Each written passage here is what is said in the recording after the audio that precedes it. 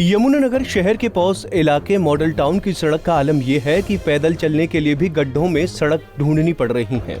इतना ही नहीं, अगर कोई बाइक सवार इन गड्ढों से बच जाए तो इन पत्थरों पर के ऊपर फिसलकर हादसे का शिकार हो जाता है। अगर बारिश हो जाए तो पानी से लबालब सड़कों में पता ही नहीं लगता कि गड्ढे हैं या नहीं। बता दें कि ये शहर का सबसे पॉश इलाका होने के साथ साथ अत्यंत व्यस्त इलाकों में भी गिना जाता है। इस रोड पर कई बैंक, शॉपिंग मॉल और दूसरे महत्वपूर्ण संस्थान स्थित होने से दिन भर यहाँ लोगों की आवाजाही लगी रहती है।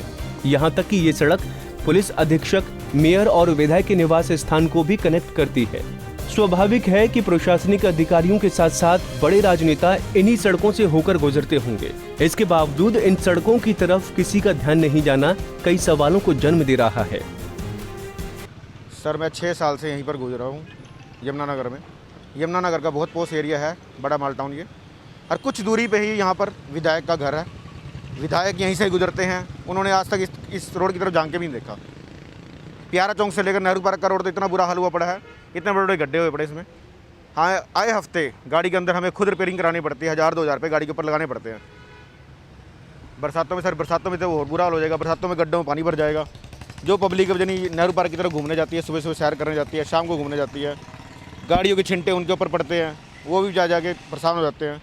इसकी कई बार कंप्लेंटें कर चुके हैं हम, पर कोई हल नहीं हो चुका इसका आज तक। यमुनानगर में इसके लिए शर्मनाक कोई और चीज़ नहीं है जी।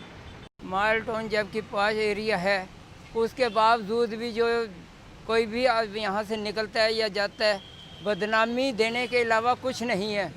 सड़कें सब टूटी हुई हैं, कुछ एक दो सड़क बना दी और दिखा दी, पर शहर में और भी सड़कें सभी टूटी पड़ी हैं, खड्डे हुए पड़े हैं। एक आध बार तो मेरे बराबर में गिरा, मैं गिरा, पीछे बच्चा बैठा था, उसको चोट भी लगी। स्थानीय विधायक घनश्याम दास अरोड़ा से जब इस बारे में पूछा गया तो उन्होंने कहा कि वो एक के बाद एक सभी कार्यों को निपटा रहे हैं। मॉडल टाउन की सड़क की घोषणा मुख्यमंत्री द्वारा की गई थी, जिसका बजट 77 लाख रुपए निर्धारित किया गया, मगर तत्कालीन अधिकारियों द्वारा उस बजट को बढ़ाकर काम शुरू करवा दिया गया था। लेकिन आज ठेकेदारों की आपसी कशमकश के कारण ये काम बीच मझधार में अटका पड़ा है। काम करने वाली एजेंसी एक दूसरे के काम में कमियां निकाल रही हैं। काम पूरा न होने के पीछे थोड़ा बहुत कारण कोरोना का भी मानते हैं। जहाँ तक आपने प्यारा चौक की सड़क का सवाल उठाया, माननीय मुख्यमंत्री जी ने इसकी घोषणा की थी। 77 लाख रुपए के आसपास इसका बजट था। जब इसका एस्टीमेट हो गया, बजट बन गया, तो उस तत्कालीन अधिकारियों ने इसमें कुछ अमेंडमेंट की, इसका बजट बढ़ाया गया और बजट बढ़ाने के बाद काम शुरू हुआ। परंतु आपस में ठेकेदारों की कशमकश, जिसको हम दूसरी भाषा में ये कह सकते हैं, जो काम करने वाली अलग अलग एजेंसी हैं, वो एक दूसरे की कमियां निकालने की ओर ज़्यादा ध्यान देती हैं।